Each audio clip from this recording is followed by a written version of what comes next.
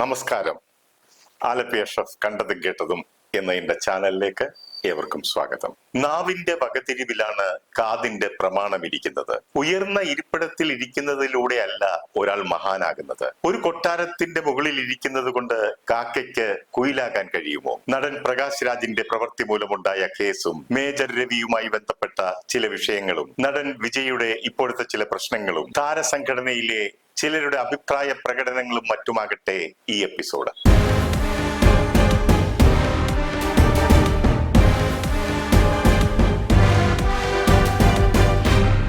ഇപ്പോൾ നടന്നുകൊണ്ടിരിക്കുന്ന സിനിമാ മേഖലയിലെ വിശേഷങ്ങളെ കുറിച്ച് പറയുകയാണെങ്കിൽ മേജർ രവിക്കെതിരെ നിർമ്മാതാവായ OG സുനിൽ ഒരു ഗുരുതരമായ ആരോപണം ഉന്നയിച്ചുകൊണ്ട് രംഗത്തെത്തിയിരിക്കുകയാണ്. 22 ഫീമെയിൽ കോട്ടയം ഉൾപ്പെടെ നിരവധി ചിത്രങ്ങളുടെ നിർമ്മാതാവും എറണാകുളത്ത് പ്രവർത്തിക്കുന്ന കാന്താരി ഹോട്ടലിന്റെ ഉടമയുമാണ് OG സുനിൽ. അദ്ദേഹത്തിന്റെ നിർമ്മാണത്തിൽ മേജർ രവി സംവിധാനം നിർവഹിച്ച ചിത്രമാണ് പിക്കറ്റ് 43 എന്ന ചിത്രം. മഞ്ഞുമൂടിയ നമ്മുടെ കാശ്മീരിന്റെ അതിർത്തി പ്രദേശത്ത് കാവൽ നിൽക്കുന്ന ഒരു പട്ടാളക്കാരന്റെ സംഘർഷഭരിതമായ കഥയാണ് പിക്കറ്റ് 43. അതിലെ നായകൻ പൃഥ്വിരാജ് സുകുമാരനായിരുന്നു. മേജർ രവിയുടെ കരിയറിൽ ശ്രദ്ധിക്കപ്പെട്ട മറ്റൊരു ചിത്രം കൂടിയായിരുന്നു ഇത്. OG സുനിൽ മേജർ രവിക്കെതിരെ ഉന്നയിക്കുന്ന ആക്ഷേപം തന്റെ ചിത്രം മേജർ രവി കള്ളയൊപ്പിട്ട് സ്വന്തമാക്കി എന്നതാണ്. ഒരു കാര്യം ഇവിടെ ശ്രദ്ധേയമാണ്. 2015 ഈ ചിത്രത്തിന്റെ റിലീസ് സമയം മുതൽ തുടങ്ങിയതാണ് ഇവർ തമ്മിലുള്ള ഏറ്റുമുട്ടൽ. ചിത്രത്തിന് പറഞ്ഞതിലും കൂടുതൽ പണം ചെലവായെന്ന് OGയും സിനിമയ്ക്ക്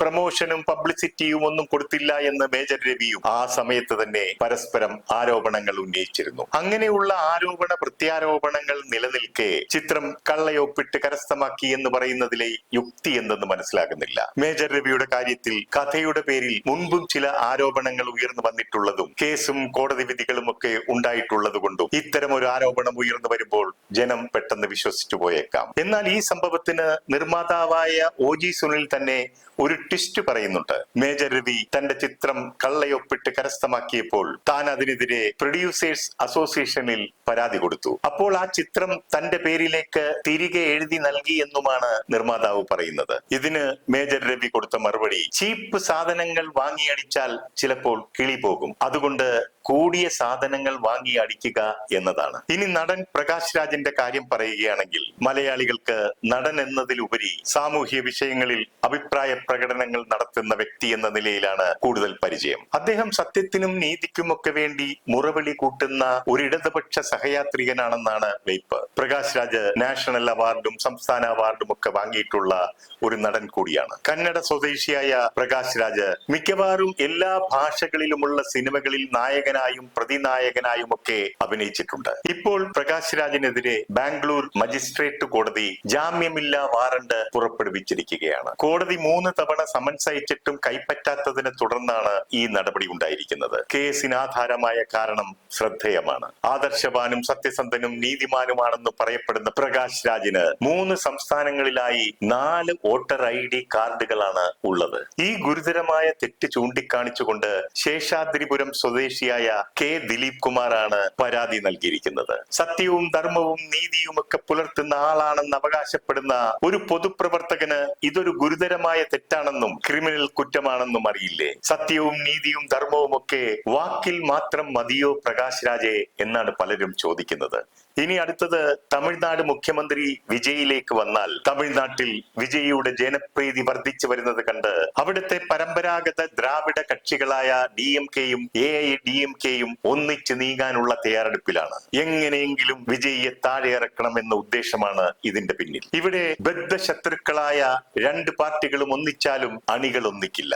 മാത്രമല്ല വിജയിയെ സപ്പോർട്ട് ചെയ്യുന്ന യുവാക്കൾക്ക് ഒരു പാർട്ടിയുടെയും പ്രത്യയ ശാസ്ത്രം തലയിൽ കയറില്ല. വിജയി ഉള്ളിടത്തോളം അവർ കട്ടയ്ക്ക് ഒപ്പം നിൽക്കും. രാഷ്ട്രീയ ആരോപണങ്ങൾ ഉയർത്തി വിജയിയെ താഴെ ഇറക്കാനാകില്ലെന്ന് മനസ്സിലാക്കിയ ചിലർ വീണ്ടും തൃഷ വിഷയത്തിലേക്ക് കടന്നിരിക്കുകയാണ്. എന്നാൽ ഇപ്പോൾ ദളപതി വിജയുമായുള്ള ബന്ധം വേർപെടുത്തി എന്ന വാർത്ത തൃഷ തള്ളിക്കളഞ്ഞിരിക്കുകയാണ്. തമിഴ്നാട് മുഖ്യമന്ത്രിയുടെ ജന്മദിന ആഘോഷത്തിന്റെ ഒരു ഫോട്ടോ തൃഷ തന്റെ ഇൻസ്റ്റഗ്രാമിൽ പോസ്റ്റ് ചെയ്തു. തന്റെ ജന്മദിന കേക്കിലേക്ക് നോക്കി പുഞ്ചിരിക്കുന്ന വിജയിയെയും വിജയിയുടെ മുഖത്ത് നോക്കി പുഞ്ചിരിക്കുന്ന തൃഷയുടെയും ചിത്രമായിരുന്നു അത്. വിജയ് ആരാധകർ ഇത് കണ്ടിട്ട് പറയുന്നത് ഗോൾഡൻ ജോഡികൾ എന്നാണ്. ഇങ്ങനെയൊക്കെയാണെങ്കിലും വിജയിയും തൃഷയും തങ്ങളുടെ ബന്ധം തള്ളിക്കളയുകയോ സ്ഥിരീകരിക്കുകയോ ചെയ്തിട്ടില്ല. ഇതൊന്നും വിജയിയുടെ രാഷ്ട്രീയ ഭാവിയെ ബാധിച്ചില്ല എന്നതാണ് യാഥാർത്ഥ്യം. മറിച്ച് ഇത് കേരളത്തിലായിരുന്നുവെങ്കിൽ ഈ ഒരു ഒറ്റ പ്രശ്നം മാത്രം മതിയാകും അയാളുടെ രാഷ്ട്രീയ ഭാവിക്ക് എന്നേക്കുമായി തിരശീല വീഴുവാൻ. ഇത്തരം ബന്ധങ്ങളും സൗഹൃദങ്ങളും കേരള രാഷ്ട്രീയത്തിലും വരും തലമുറ അനുകരിച്ചേക്കാം. കാരണം വിജയിയുടെ ശക്തി എന്ന് പറയുന്നത് പുതുതലമുറയിലെ യുവാക്കളും യുവതികളുമാണ്.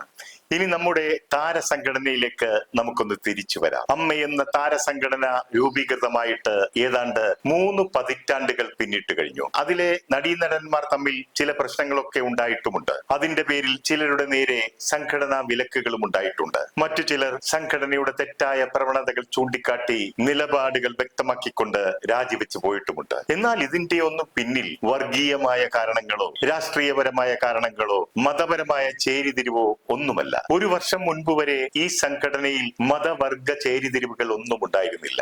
ഏകോദര സോദരങ്ങളെ പോലെയാണ് എല്ലാവരും കഴിഞ്ഞിരുന്നത്. ഈ ഭരണസമിതിയുടെ കാലഘട്ടത്തിലാണ് ജിഹാദികളെയും തീവ്രവാദികളെയും മതം മാറ്റാൻ ശ്രമിക്കുന്നവരെയും സംഘടനയിൽ സൃഷ്ടിച്ചെടുത്തത്. അമ്മയിൽ ഉണ്ടാകുന്ന നിസാര പ്രശ്നങ്ങളെ പോലും ആശയപരമായി നേരിടാൻ പറ്റാതെ വരുമ്പോൾ മതത്തിന്റെ പേര് പറഞ്ഞാണ് നേരിട്ടത്. അമ്മയുടെ ഭാരവാഹികൾ തമ്മിൽ വ്യക്തിപരമായ കാരണത്താൽ കേസും വഴക്കും പ്രശ്നങ്ങളും ഒക്കെ ഉണ്ടായപ്പോൾ അമ്മയുടെ വൈസ് പ്രസിഡന്റ് ചാനലിലൂടെ വിളിച്ചു പറയുന്നു, ഇതിന്റെ പിന്നിൽ മത തീവ്രവാദ സംഘടനകൾ ഉണ്ടെന്ന് ഞാൻ സംശയിക്കുന്നു എന്ന്. 2 സ്ത്രീകൾ തമ്മിലുള്ള ഒരു നിസാര പ്രശ്നത്തെയാണ് അതിഭീകരമാക്കി വർഗീയവൽക്കരിച്ചത്. അമ്മയിലെ ഒരു സാധാരണ മെമ്പർ അല്ല ഇത് പറഞ്ഞത്. ഉത്തരവാദിത്തമുള്ള ഒരു സ്ഥാനത്തിരുന്നു കൊണ്ടാണ് ഈ തീവ്രവാദ ആരോപണം ഉന്നയിച്ചത്. മലയാള സിനിമയിലെ മഹാരഥന്മാർ കെട്ടിപ്പടുത്ത ഒരു പ്രസ്ഥാനത്തെ അപമാനിക്കുന്നതും അപകീർത്തിപ്പെടുത്തുന്നതുമായിരുന്നു ഈ പ്രസ്താവന. ഈ സ്ത്രീയുടെ ചെയ്തികൾക്ക് സംഘടനയുടെ അകത്തും പുറത്തും പിന്തുണ ലഭിക്കാതെ വന്നപ്പോൾ അവസാന പിടിവള്ളി എന്നോണം മതവർഗ ജാതി രാഷ്ട്രീയമൊക്കെ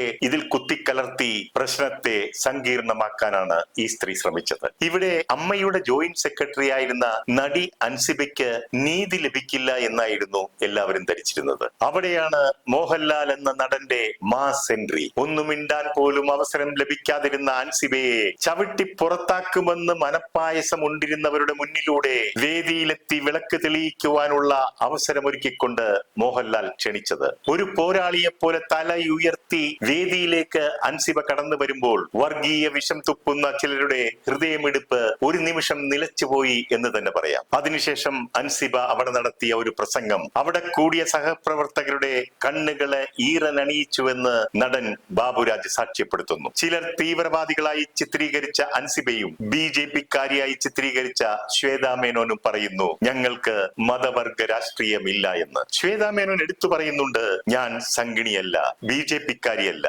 എന്നെ സംഘിണിയാക്കരുതെന്ന് അവർ അപേക്ഷിക്കുന്നു. അൻസിബയുടെ നേരെ തരികിടയൊന്നും വിലപ്പോകില്ല എന്ന് കണ്ടപ്പോൾ എന്റെ നാട്ടുകാരിയും നടിയുമായ ഉഷ ഹസീനയുടെ നേർക്ക് അസഭ്യവും തരികിടയും അപകീർത്തികരമായ പരാമർശങ്ങളുമായി ഇറങ്ങിയിരിക്കുകയാണ്. ഇതിപ്പോൾ അങ്ങാടിയിൽ തോറ്റതിന് അമ്മയുടെ നെഞ്ചത്ത് എന്ന് പറഞ്ഞതുപോലെയായി. അവരുടെ പേരിൽ കണ്ട അപരാധം അവരുടെ പേര് തന്നെയാണ്. ബാലചന്ദ്ര മേനോൻ തന്റെ കണ്ടതും കേട്ടതും എന്ന ചിത്രത്തിൽ നായികയായ ഹസീനയ്ക്ക് ചാർത്തിക്കൊടുത്ത പേരാണ് ഉഷ എന്നത്. ആലപ്പുഴക്കാരായ ഞങ്ങളൊക്കെ ഉഷ ഹസീന എന്നാണ് വിളിക്കുന്നത്. ഇതിനെയാണ് അവർ വർഗീയ കണ്ണുകൊണ്ട് കണ്ടത്. ഉഷയുടെ ഭാഷയിൽ പറഞ്ഞാൽ വായിൽ തോന്നുന്നത് കോതയ്ക്ക് പാട്ട് പോലെ പറയുമ്പോൾ സത്യത്തിന്റെ ഒരു സ്ഫുരണമെങ്കിലും ഉണ്ടായിരിക്കണം. എനിക്ക് ഉഷയോട് പറയാനുള്ളത്, ഉഷ അവരോട് ക്ഷമിക്കുക എന്നത് മാത്രമാണ്. വിവരവും ബുദ്ധിയും കുറഞ്ഞു പോയത് അല്ലെങ്കിൽ ഇല്ലാതെ പോയത് ഒരിക്കലും അവരുടെ കുറ്റമല്ല. ഉഷ ഒരു കാര്യം ഓർക്കുക, ആരെങ്കിലും വെട്ടിക്കളയുന്ന നഖം വാരിക്കൊണ്ടുപോയി പൂജാമുറിയിൽ വെച്ച് പൂജിക്കുമോ? മോഹൻലാൽ വെട്ടിക്കളഞ്ഞ നഖം അമൂല്യമായി കരുതി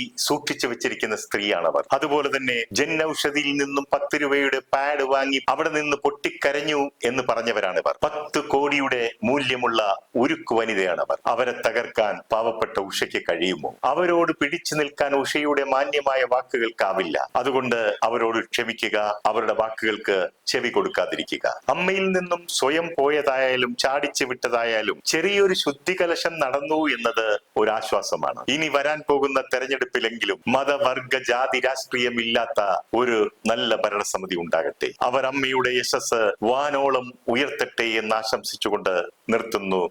നന്ദി, നമസ്കാരം.